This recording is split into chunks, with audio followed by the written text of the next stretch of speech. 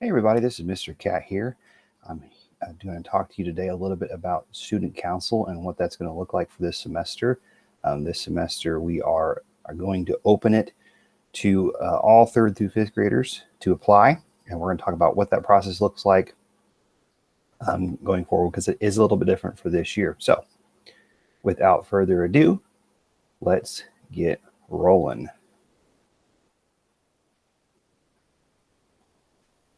Okay, so a little bit about what student council is for those who do not know. So our mission statement is to provide students opportunities to develop leadership skills by organizing and carrying out school activities, community events, service projects, and assisting in the classroom. Student council representatives should be individuals that lead by example by demonstrating the urgency way and promoting school pride, spirit, and service among the student body. And we do that in 3 main ways: through community service projects, events and fundraisers, and leadership development. And we're talking about those a little bit each as we go. So for community service projects, for the this year, our projects include our monthly teacher appreciation project, which we started last year. And those are just little things each month that student council does for teachers and staff.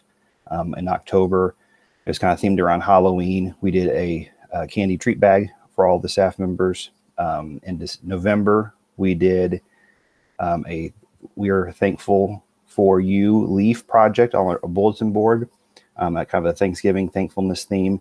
And then since we weren't here in December, we went ahead and did our December project before we left on break and did Christmas cards for staff. So those are just some of the examples that we did this year so far. This semester, we're going to start doing story reading to our buddy classes via a video. We started that last spring, and it worked out pretty well, so we're going to bring that back for this year. And these are videos that you would record as a student council member of reading whatever story you like to read to your buddy class, and then that teacher would then share it. And if you are up for it, it may even get shared on our school's Facebook page or in the newsletter so that other people can see it as well, if you want. But they're really mainly for your buddy class, and they absolutely enjoy getting stories read to them.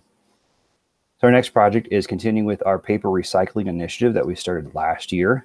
This year, obviously, with our new health and safety things, we can't be going into all the different classrooms, but we are still going to continue to promote and push that project, and we're going to do that this semester through some posters and promoting not only to recycle, but why recycling is important, as well as some video and digital promotions as well that you guys will help create as student council members.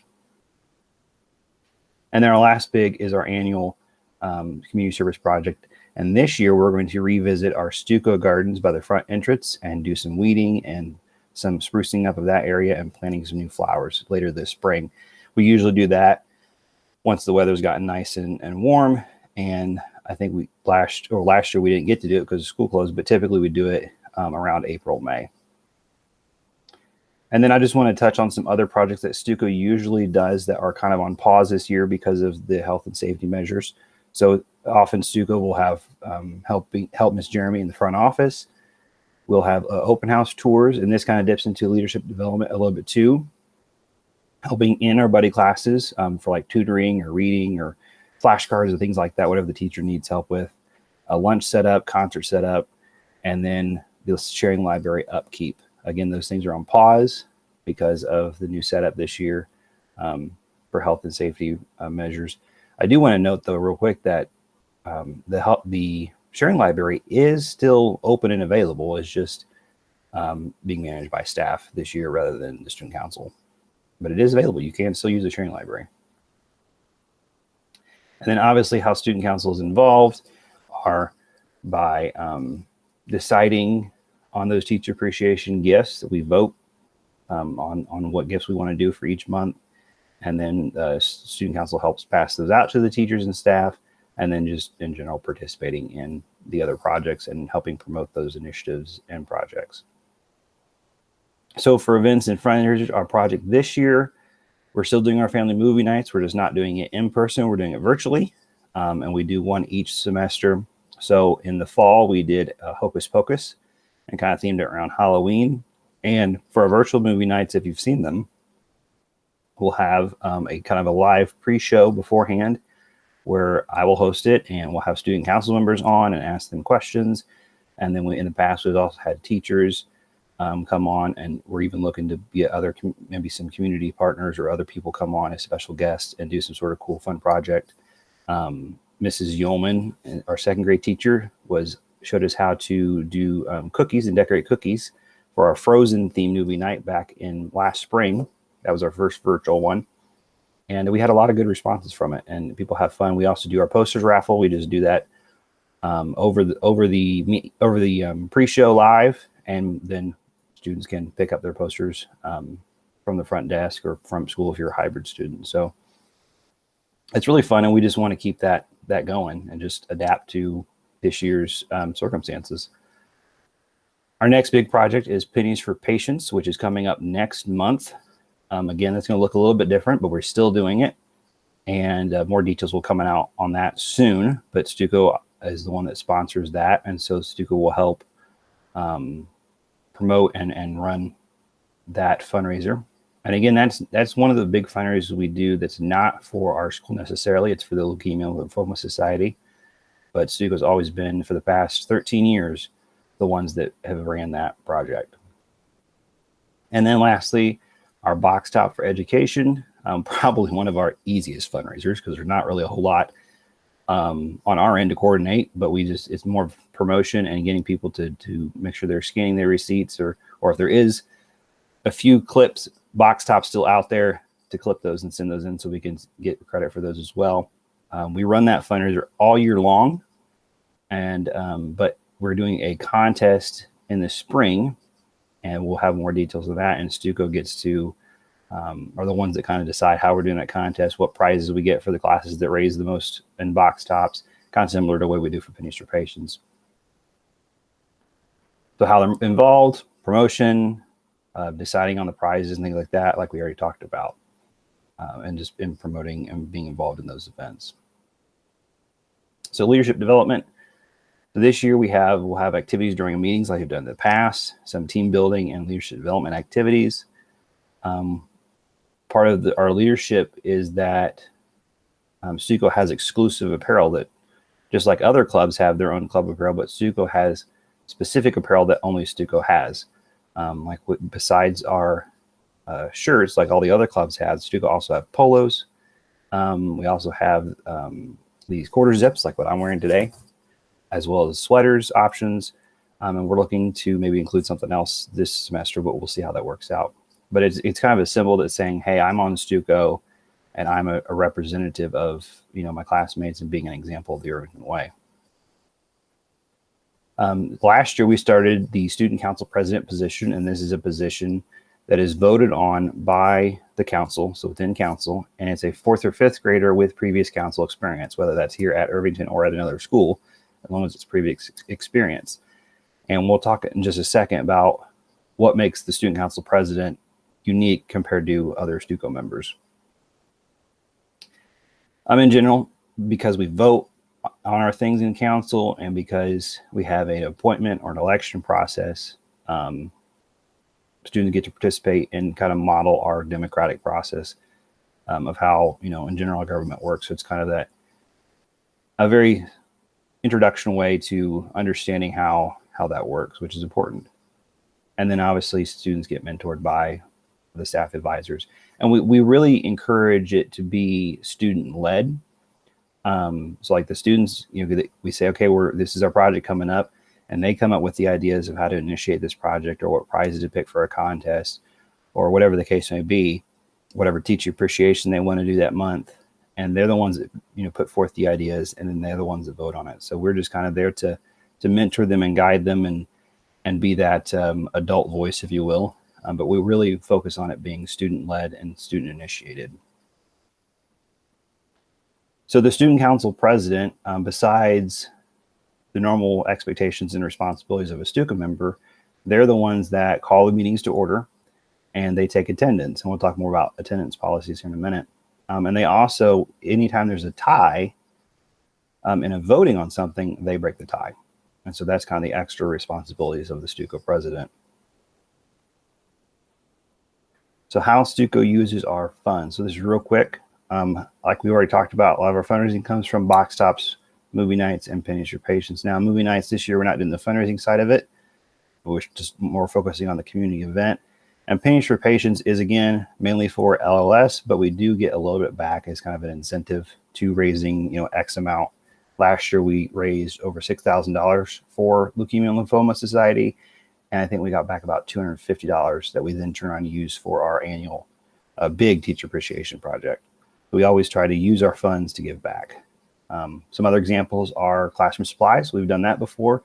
One year we bought all the teachers new Expo markers because they were the old ones and getting dried out, and everybody needed new markers, so STUCO provided those. There's been other times where a teacher may come up and ask, saying, "Hey, I need this for my classroom, and can STUCO get it?" And if we can, we will. I think one time the art teacher asked for sticky tack that she needed for putting up the students' artworks. So even small things, if we're able to get it, we try to do that and get those classroom supplies. Recess equipment, we've gotten new recess equipment before in the past. Obviously the teacher appreciation gifts, and really anything that we can use to give back to our school, whether that's through teacher appreciation gifts, whether that's through classroom surprise, through recess equipment, whatever. And we always encourage teachers that if they have something that they need and can't get through, normal means, I guess, then they can also reach out to STUCO and it's like, "Hey, can STUCO get this for my classroom or for my kids?" And again, if we can, then we will. We always try to use majority of our funds to give back and go funnel it back to our school. So who can join student council? So like I said before, any 3rd through 5th grade student can apply. Hybrid and virtual students are eligible. You don't have to be one or the other. You can be hybrid and, you don't have to be one hybrid or just virtual. Like any of the students, either way, are eligible. And this one seems kind of obvious, but we get asked that, so I want to make it clear, is that you must be a student in the class you wish to represent, meaning that you can't be like, "Oh, I love my 3rd grade teacher and I'm a 4th grader and I want to represent that class." No, you got to be in the class you wish to represent. So memberships for student council, besides what I just mentioned, you must have and maintain a C average in all subjects. And we will check once you turn in your application on all these things.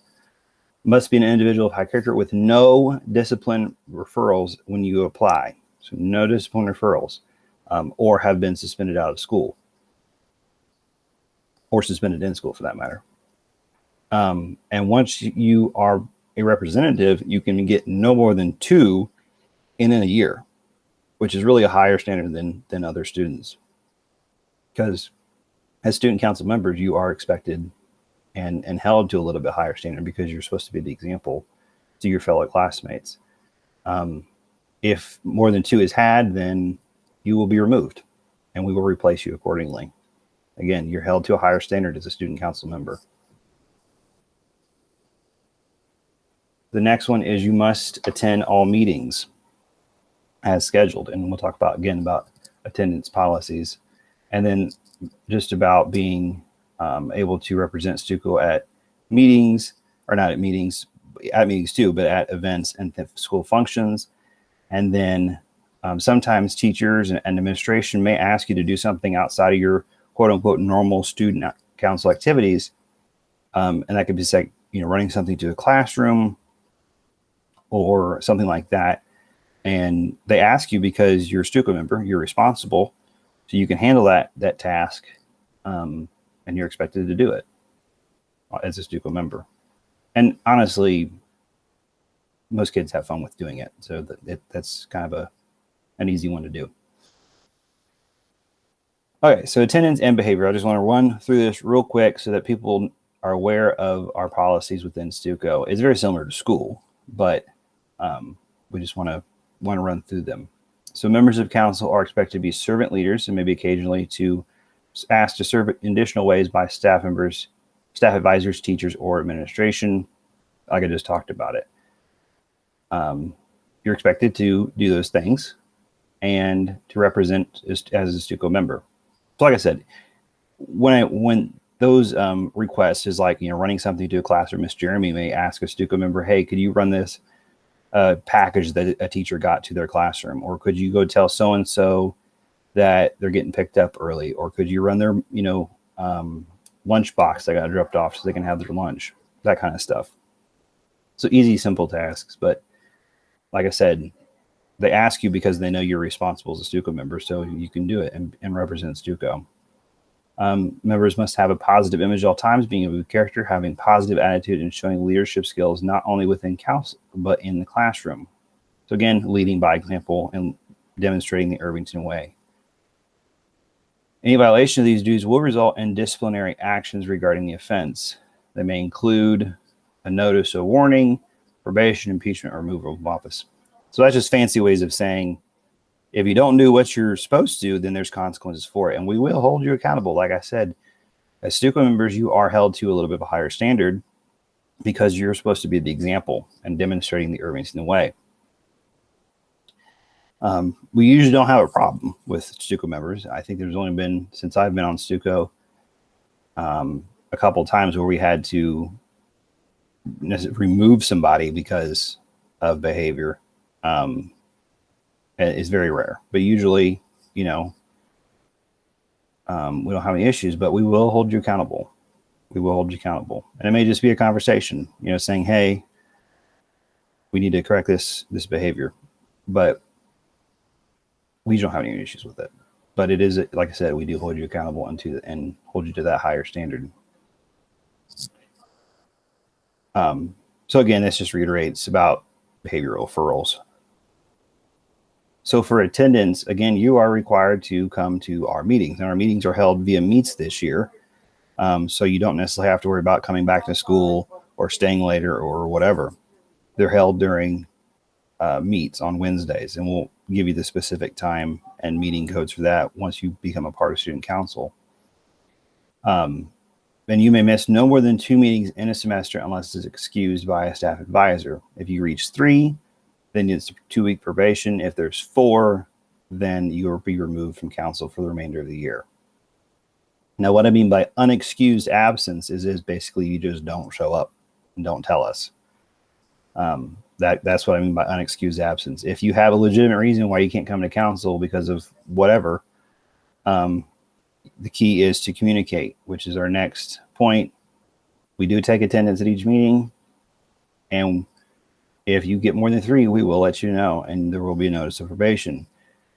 But the key is to communicate beforehand, and we like to at least know 1 day ahead of time. But we know that the emergencies happen, especially if there's like a family emergency or something like that, and you have to leave. Well, since we meet on Wednesdays, you'll be at home doing e-learning, but regardless, we understand things happen. So just the key is to communicate to us and let us know the reason why you can't come to STUCO, so it doesn't count against you.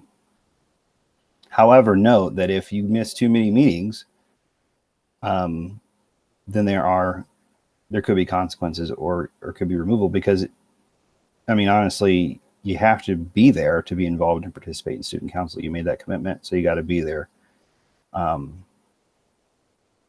So we never had any issues with that one, but it's there.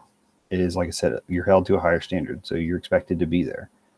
And obviously, if you're absent from school, whether it be for a meeting or for an event, obviously you're automatically excused from the STUCO meeting or event because you're sick or whatever the reason may be. So how to apply to STUCO. So the first thing, and this is where it looks a little bit different from previous years, is you will fill out the online application, which is a Google form, and that link will be available via Google Classroom. I'll post it on Dojo. It'll be in the school newsletter. So be looking for that. You can start filling those out. It's going to go out on Friday. Okay. It's going to go out on Friday. So you can start filling those out on Friday, which is, let's see, what is today's date? January the 22nd. Okay. So once that's live on Friday, you can start filling those out if you want to be a part of STUCO. You have until next Friday, January 29th, to submit. So you have a whole week to submit the application. Again, that link is going to be shared on Google Classroom, Dojo, school newsletter, and all that. So be looking for it. The application is basically the same as we've had before, if you're familiar with it, if you previously applied to STUCO. And on that note, I don't have it in my PowerPoint, but on that note, if you are a previous STUCO member, you do have to apply again. It's not automatic. You do have to apply it again. So just keep that in mind.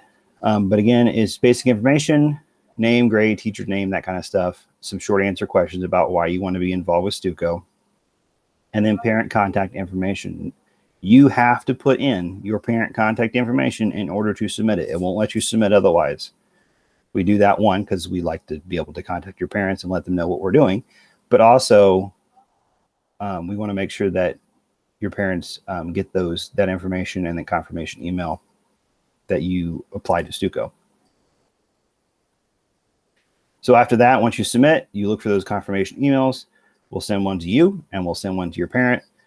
And this is confirmed that your application has been received. Not guaranteed that you've been accepted to STUCO, but that your application has been received. Okay. Once we get all those applications, we will review them. Myself, Mrs. Arnold, we will sit with your classroom teacher and then also check with Mr. Hardy and the administration to make sure you meet those requirements for STUCO. Anybody that doesn't meet those requirements, so you like whether it be the academic requirement or the behavior requirement, then that'll be the end of the road. You have to meet the requirements in order to be a part of STUCO. Once we review applications, then 2 candidates from each class will be selected to serve on student council, which is a little bit different. Last year, usually have 3. This year, we're only doing 2 because of the new setup for this year. And then 2 candidates will be selected as alternates, and alternates are students who will assume the role of student council member if that member can no longer fulfill their duties for whatever reason. We've had kids in the past that they moved, and so they went to different schools, and so their alternate from their room then joined council if they were able to. It doesn't matter. It doesn't necessarily mean that the kid was removed, because like I said before, we haven't had a whole lot of issues with that. It often is that they move or they no longer want to be a part of student council for whatever reason, but we have those alternates in place so that way all the classes are represented, and that way there's no one class left out that are not being represented on STUCO. And then the last thing is that you'll just wait to hear from us. We will make an announcement by Friday, February 5th, of who was selected and who was appointed to student council. And this is, like I said, a little bit different than last year because of the way the setup is this year with having divided classes and hybrid and virtual.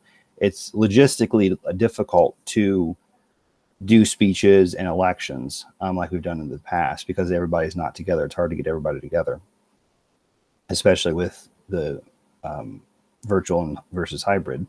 So we're doing it by appointment this year, which actually is a common practice in student councils anyway, but we're just doing it this year. Hopefully we'll get back to doing our electoral process, but for now it's by appointment. So be looking for that confirmation email by February 5th, and we will tell you if you were appointed to student council or if you were considered an alternate. Like, we'll let you know either way. And then official announcements will be made on school announcements, newsletter, and things like that. So I hope that everybody, I answered everybody's questions if they have any, but if you do have any further questions, feel free to contact me. The best ways to contact me are through Dojo Messenger or email. I usually respond to those pretty quicker. I'm not always able to talk on the phone, but my number is there if you need to call and talk to me. Mainly I'm talking to parents for that one. But students, you can email me anytime, and I'll respond pretty quickly on that. So that's pretty much my spiel. The one thing I did forget to mention is about the student council apparel. This year, if you're a previous STUCO member and you have the polo from last year and you do get on student council again this year, then you'll already have a polo, and we'll coordinate that later. But this year we're actually going to give each student, if you don't have a polo, we'll get you a polo, but we're also giving each student a t-shirt this year. STUCO is going to provide that. One less thing to worry about for parents to buy. So you're getting, if you don't have a polo, we'll get you a polo and also a t-shirt. However, we will make available, like we've done in the past, the other, like the sweater and that kind of stuff that isn't optional for you to buy if you want to. But every STUCO member this year will at least get a polo and a t-shirt. And you guys get to decide on the t-shirt design like we do traditionally. So we'll revisit that once STUCO gets established. All right, so I think that's it. Thank you all for listening. And again, feel free to ask any questions and chat with me via email or Dojo Messenger. All right, have a great day, Ravens.